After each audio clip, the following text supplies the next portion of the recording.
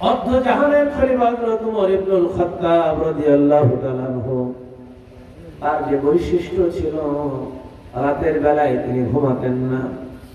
রাতের আধারে তিনি মানুষের দুঃখ দুর্দশা খুঁজে খুঁজে বের করতেন। একদিন তিনি রাতের আধারে বেড়াতে গিয়েছেন, হঠাৎ কানে আওয়াজ ভেসে আসছে, মহিলা কণ্ঠ, যৌন উত্তেজনামূলক গান হযরত ওমরের কানে ভেসে আসছে। ওমর মনে মনে চিন্তা করলো, কোরআন দিয়ে রাষ্ট্র পরিচালনা করি, আল কোরআনে তো অশ্লীল গান আল্লাহ তাআলা নিষেধ করেছেন। আমার রাজ্যে, আমার রাষ্ট্রে কে কোন মহিলা অশ্লীল গান করে? এই গান তো তাকে করতে দেয়া যায় না। আস্তে আস্তে হাঁটতে হাঁটতে খুব কাছে চলে গেলেন, ঘরের কাছে চলে গেলেন। ঘর থেকে মহিলা কণ্ঠে একটা আওয়াজ ভেসে আসছে, যৌন উত্তেজনামূলক গান। এই কথা শোনার পর হযরত ওমর রাদিয়াল্লাহু তাআলা আনহু রাগ আর চেক দিতে পারেন নাই। পিছনের দরজা ভেঙে, বেড়া ভেঙে ঘরের মধ্যে ঢুকে পড়েছেন। ঘরের মধ্যে ঢুকে দেখেন একজন সুন্দরী রূপবতী যুবতী তার খাটের উপরে বসে বসে এই গান সে গাচ্ছে।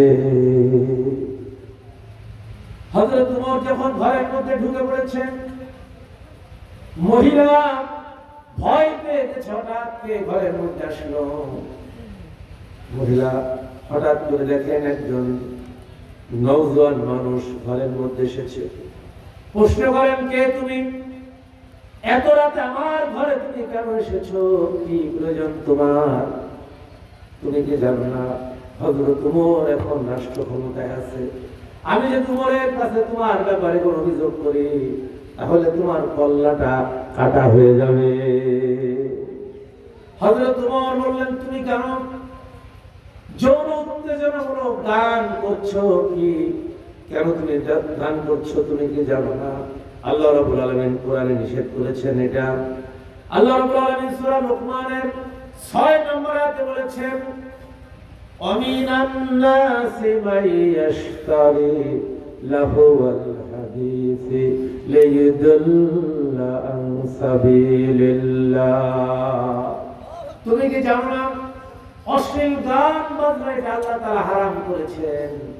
আর তুমি গভীর রজনীতে এই যৌন উত্তেজনামূলক গান গাচ্ছ, তুমি কি কোরআনের আয়াত ভুলে গিয়েছো নাকি?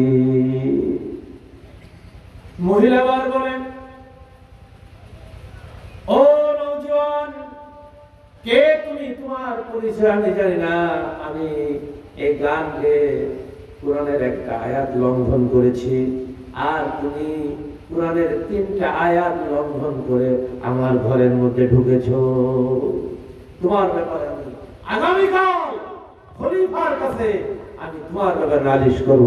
তোমার পরিচয়টা আগে দাও। কাকে বলছে? ওমরকে বলছে। ওমর একটু নতজানু হয়ে গেছে, যে সর্বনাশ, কোরআনের 3টা আয়াত লঙ্ঘন করে গেছে। কারণ সাহাবীরা কোরআনের আয়াতকে ভয় পেত খুব বেশি, খুব বেশি ভয় পেত। ওমর ইবনুল খাত্তাব রাদিয়াল্লাহু তাআলা আনহু একদিন মসজিদ নববীতে খুতবা দিলেন। খুতবা দিয়ে তিনি বললেন, আজ থেকে বিবাহের মহারণা আমি 400 দিরহাম নির্ধারণ করে দিলাম। 400 দিরহাম মহারণা নির্ধারণ হয়ে গেল। কুরাইশ এক মহিলা এই কথা শোনার পরে পরের জুম্মায় তিনি অনেক আগে এসে হাজির হয়ে গেছেন। কারণ ওই মহিলা চিন্তা করেছে, ওমর তো কোরআনের বিরুদ্ধে সিদ্ধান্ত দিয়েছে। আল্লাহ রাব্বুল আলামিন যে কোরআন নাযিল করেছেন, কোরআনের বিরুদ্ধে গিয়ে সিদ্ধান্ত দিয়েছেন, এটা তো মেনে নেওয়া যায় না। ওমরকে তো সংশোধন করা দরকার। এই জন্য কুরাইশ মহিলা জুম্মার দিন আগেই চলে গেছেন। খুতবা দেওয়ার হযরত ওমর মেম্বারে দাঁড়িয়েছেন।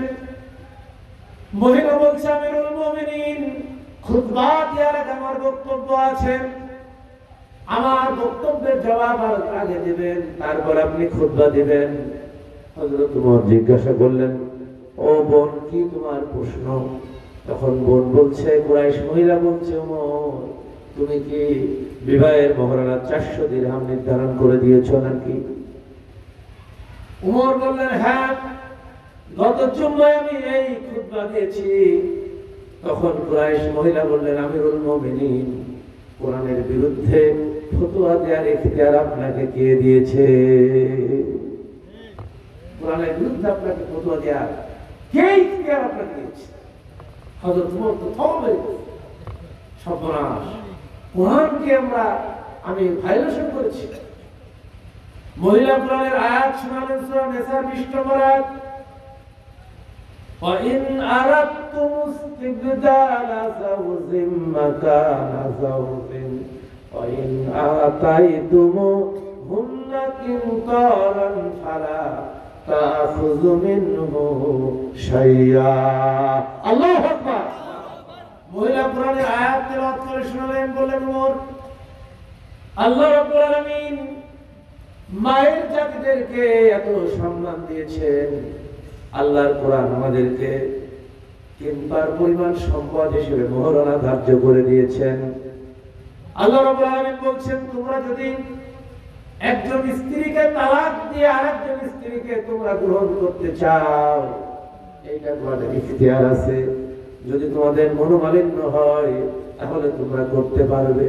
তবে যে স্ত্রীকে তুমি তালাক দিয়েছো তাকে যদি কিন্তর পরিমাণ সম্পদ দাও, আরবিতে কিন্তর বলা হয়, সম্পদ যখন অনেক সম্পদ এক জায়গায় করা হয় বিরাট স্তূপ হয়ে যায়, আরবিতে ওই স্তূপীকৃত সম্পদকে বলা হয় কিন্তর। মহিলা বললেন, আল্লাহ রাব্বুল আলামিন আমাদের কিন্তর পরিমাণ সম্পদের অধিকার দিয়েছেন, আর ওমর তুমি আমাদের জন্য 400 দিরহাম নির্ধারণ করে দিলে, তুমি কি কোরআনের বিরুদ্ধে কিভাবে ফতোয়া দিতে পারলে? আমার দেশে এরকম মহিলা যদি সরকারের বিরুদ্ধে এই ফতোয়া দিত, কল্লাটা থাকতো, কল্লা উড়ে যেত না, অথবা তাকে জেলের মধ্যে বন্দি করে।